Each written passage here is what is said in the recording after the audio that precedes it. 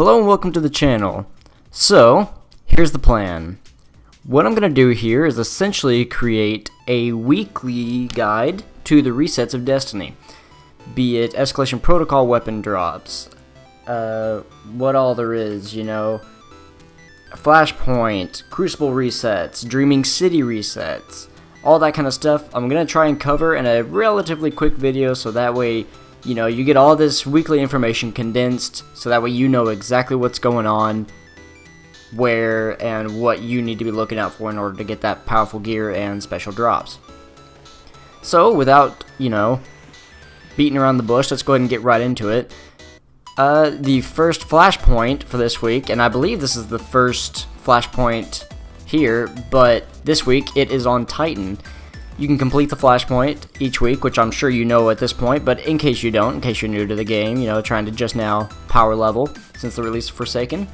Flashpoint is completed by doing heroic adventures, doing missions on Titan, completing heroic public events, regular public events. All these are going to contribute to your score for your flashpoint, which you can keep track of by going to your map and hovering over where Sloan would normally be. So if I remember right, I believe that a public event will contribute to about 30%, and a heroic public event also does around 30 to 35, so just running a couple of those will get you that. Should get it pretty quick, 2 or 3 public events and you should be good. Next up, let's take a look at the weekly Nightfall and heroic story resets. So this week we have Warden of Nothing, as you can see. The Corrupted, that has Sadia, the Techian Witch, and the Pyramidion, which is on Io, and has the giant Vex at the end, Brachion. Pretty easy set of Nightfalls this time around, especially with the right modifiers. For Heroic Stories, we have Looped, which involves Cade on Nessus. We have Chosen, which involves Gaul and the final fight for the city. I'll let you read those descriptions there. Then we have Pilgrimage, Ice and Shadow, and Nothing Left to Say. Nothing Left to Say is the final mission of Forsaken. So it's kind of long, and it's the highest power, so if you're just doing it to get those done real quick, I definitely would suggest I think Looped is the fastest, maybe Chosen. Now let's go ahead and take a look at Tess Everest and what she's selling this week from Eververse. So as you can see, we've still got the same bundles as previously, but we also have a new one, the Master Archer bundle, which comes with a nice ornament for the Wishender, which honestly I'm a very, very big fan of this ornament. I think this is the first time it's been available, I'm pretty sure. And as you can see, it's a very nice, not Taken Queen, I'm sorry, the Reef Queen emblem, Wrath of the Queen, which is really nice.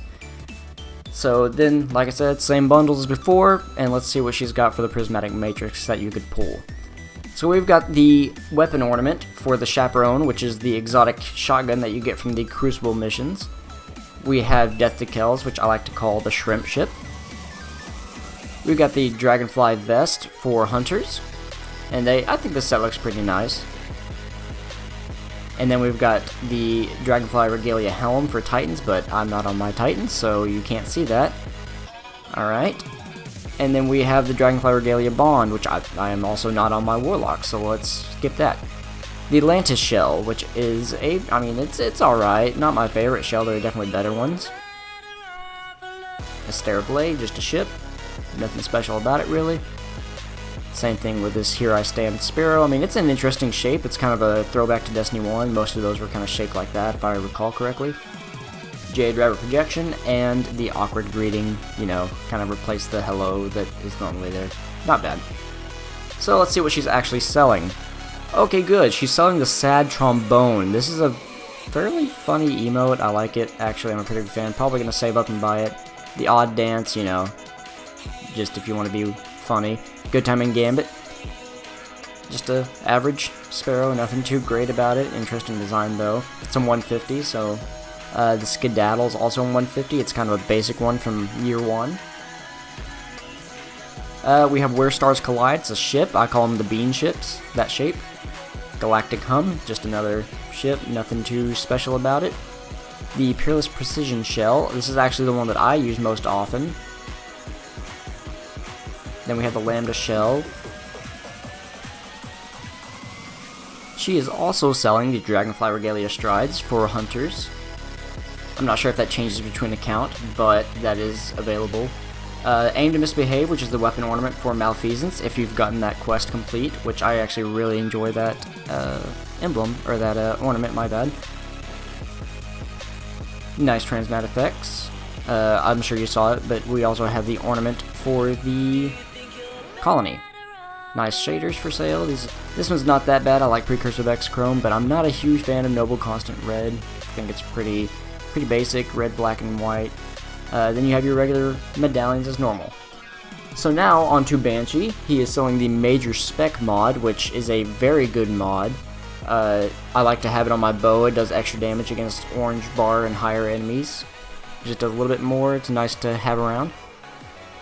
Hawthorne this week has a clan bounty that you can do. The 3 that you can do by yourself are just precision kills around the solar system and in Crucible, and then some grenade final blows in Crucible. Those you can do on your own. And then the others that you have to have clanmates are Blindwell completions, adventures, and Gambit matches. You just gotta have your clanmates with you, 1 or more. Pretty easy to do. Benedict for the raid stuff, year 1 raids. He's got the Helm of Ace Defiant, Gripsuit of Ace Defiant, Vest of Felt Rock, Equitus Shade Boots, and Cloak of the Emperor's Agent, and Inaugural Dress. Obviously, this is all for all my hunter. You know, this is probably changing a little bit for Titans, but I imagine it's the same year and all that stuff. And as you can see, Inaugural Address is a pretty good weapon, especially for PvP. It really wrecks in PvP, so I would highly recommend it if you haven't got it yet. The Drifter this week is offering up, as usual, his daily bounties and his weekly bounty. I'm going to grab these real quick. His weekly bounty this time around is earned just by using your super and creating orbs, so if you've got a masterwork weapon, should come pretty quickly. Spider this week, let's see, let's look at, okay, Gravetide Summoner again. This is, I believe, the 3rd week in a row that he's offered Gravetide Summoner. It's not a very hard one. Just go in, watch for the bug. If you don't damage the final boss, there's a good chance that if you're with a fire team and, you know, someone else drops it real quick, you may not get it. Ever since I got here, I've had the same dream. A field of flowers, sharp thorns, black petals, roots twisted with rot. A flock of silver birds with blue talons stoop to pluck the flowers. But the flowers always grow back. I don't know why, but the dream terrifies me. I wish I could hear Mara's voice again. The Techeuns call for aid. The flowers always grow back. So we are entering week 2 of the Dreaming City cycle. This week, the Ascendant Challenge is going to be in Rhea Silvia in the Chamber of Starlight, I believe is what it's called, Lost Sector. It's the only Lost Sector over in Rhea Silvia.